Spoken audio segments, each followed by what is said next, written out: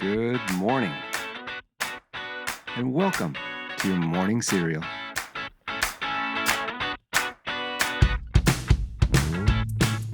Okay, good morning and welcome to the Underappreciated Thursday.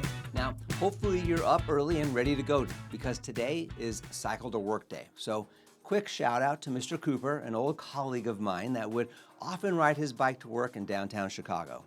Well, go ahead and jump on that old BMX, that Schwinn, or your e-bike, because it's all about swapping horsepower for pedal power. And if nothing else, it's a perfect excuse to wear that helmet you panic bought in 2020, right? So gear up, breathe in that fresh air, and try not to pull a hammy. All right, well, let's go ahead and shift gears from bicycles to brain fuel with today's quote from Charlize Theron, who said, quote, "There's nothing wrong with being afraid. It's not the absence of fear, it's overcoming it," end quote. In other words, bravery, again, isn't about never feeling scared. It's about choosing to push forward anyways. All right, well, today's news, facts, and birthdays are for August 7th. We're going to start back in 1955. That's when Tokyo Telecommunications Engineering, you don't recognize it? Well, they were the precursor to Sony. Well, they began selling the first transistor radios in Japan.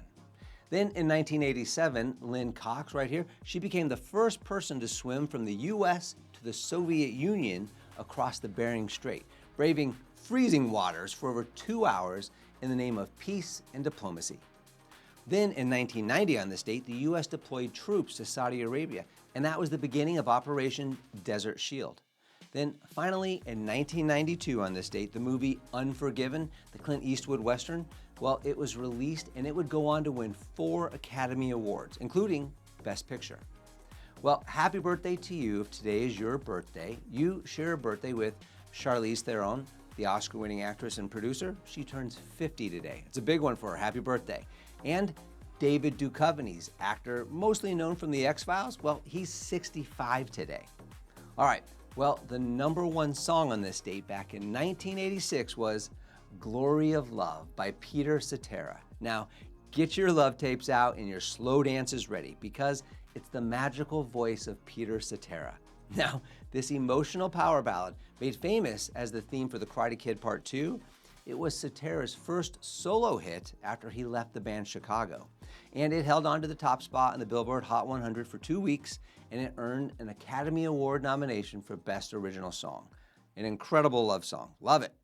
Well, let's go ahead and ride on over to today's book segment.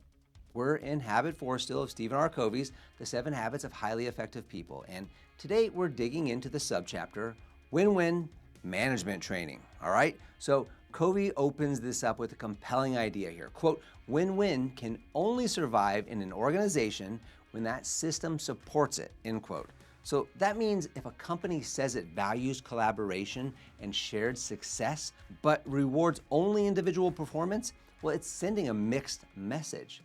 So Covey challenges us to ask, do our training systems, do our compensation structures and recognition methods, do they reflect win-win values, okay?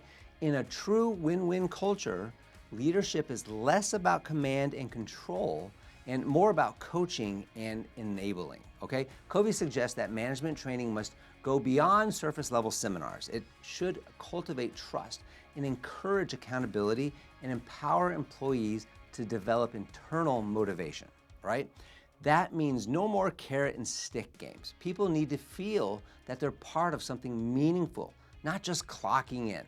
All right, Covey says this, quote, "Win-win is not a technique. It's a total philosophy of human interaction," end quote. We've heard Covey say that before, and that includes how feedback is delivered, how roles are defined, and how success is measured. A win-win approach demands that both parties feel heard, they feel valued and involved. It's not about caving in or appeasing others. It's about building mutual respect and a shared vision. And Covey also underscores the importance of alignment, okay?